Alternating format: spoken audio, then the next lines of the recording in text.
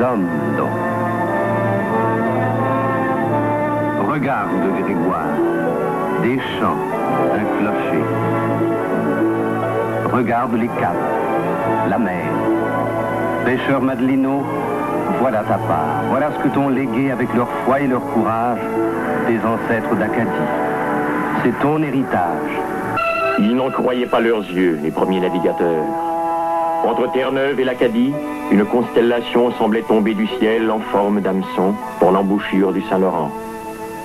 Ces étoiles ne sont plus aujourd'hui que taches de grès rouge sur les eaux bleues du Golfe. Île de la Madeleine, semis de bouées sur la route des grands navires qui pénètrent l'Amérique.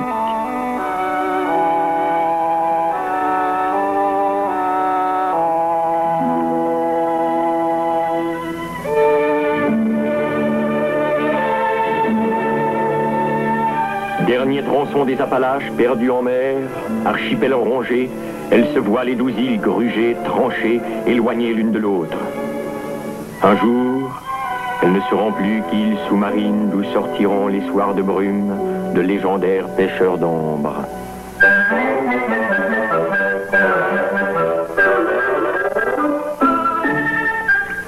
La vie des Madelinos, c'est la tempête et l'eau qui déchire les filets, brise les barques, arrache les agrès. Pourtant, chaque jour, ils continuent, parce qu'il y a la morue, le hareng et le homard qu'on prend dans les parages.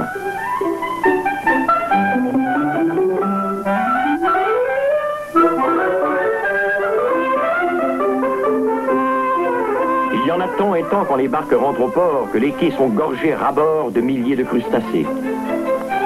Le tri se fait. Montréal, Toronto, New York, Chicago. Pour les Madelinos, il reste tout juste des morues, la nourriture traditionnelle des îles.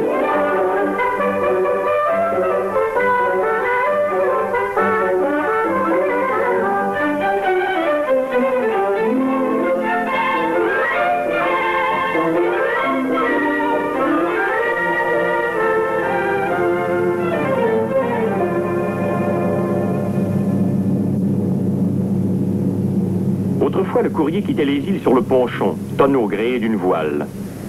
Le ponchon s'est perdu en mer quand les vents ont ramené l'avion.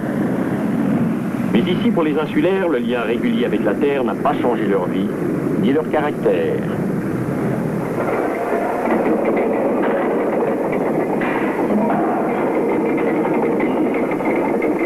Bon an, mal an, les îles doivent tout apporter. Le pain des hommes et leurs vêtements, leurs machines, le bois pour leurs maisons.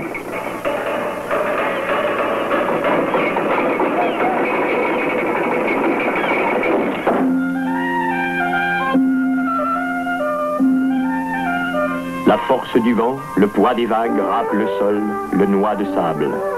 Il faut hisser les barques avec un cabestan, parfois avec des chevaux, pour les sauver des coups de mer pendant la nuit.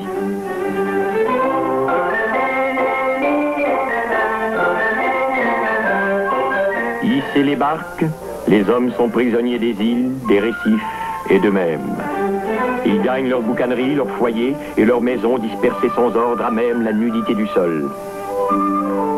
Elles sont faites de la mer et des îles, ces maisons, naguère encore construites du bois des naufrages, blanchies à la chaux et toutes peinturées de terre rouge.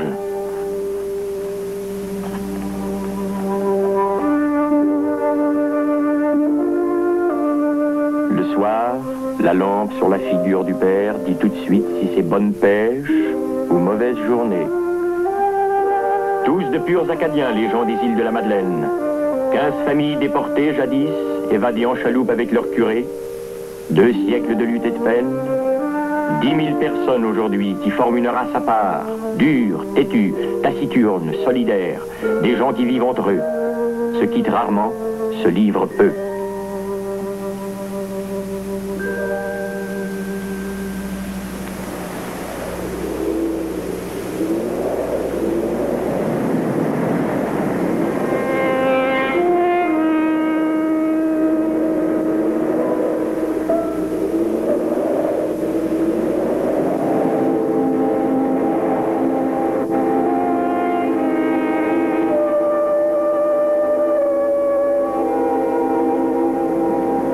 Chaque nuit, un effort de plus.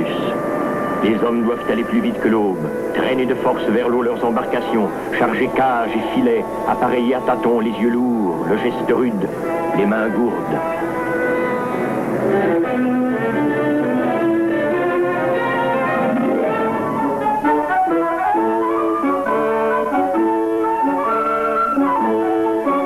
Heures du matin, c'est la course contre le jour, la marée à ne pas manquer. Un coup de vent de trop, on arrive en retard pour le banc de maquereaux qui se faufile de notre côté.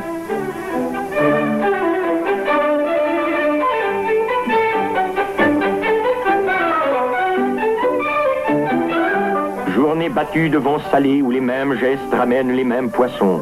Filets qu'on pose, filets qu'on relève, morues, harengs, maquereaux, cages en latte qu'on sort du fond de l'eau et qui ramènent les homards pris au piège dans une trappe.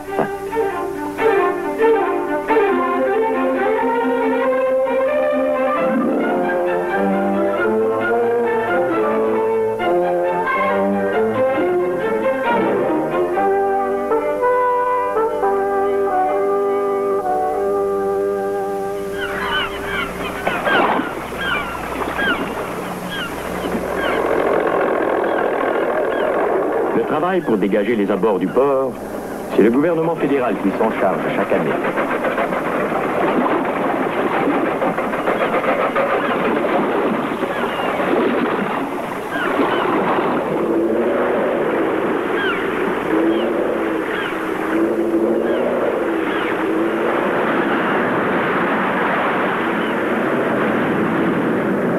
Nuages, tempêtes, orages tombent d'un coup sur le golfe.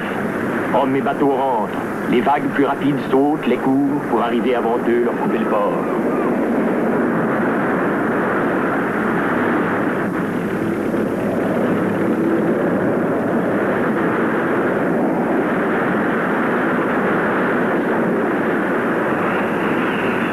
Au port, sans trêve, un coup de vent, une lame plus dure guette les bateaux pour les emmener d'un coup à la dérive.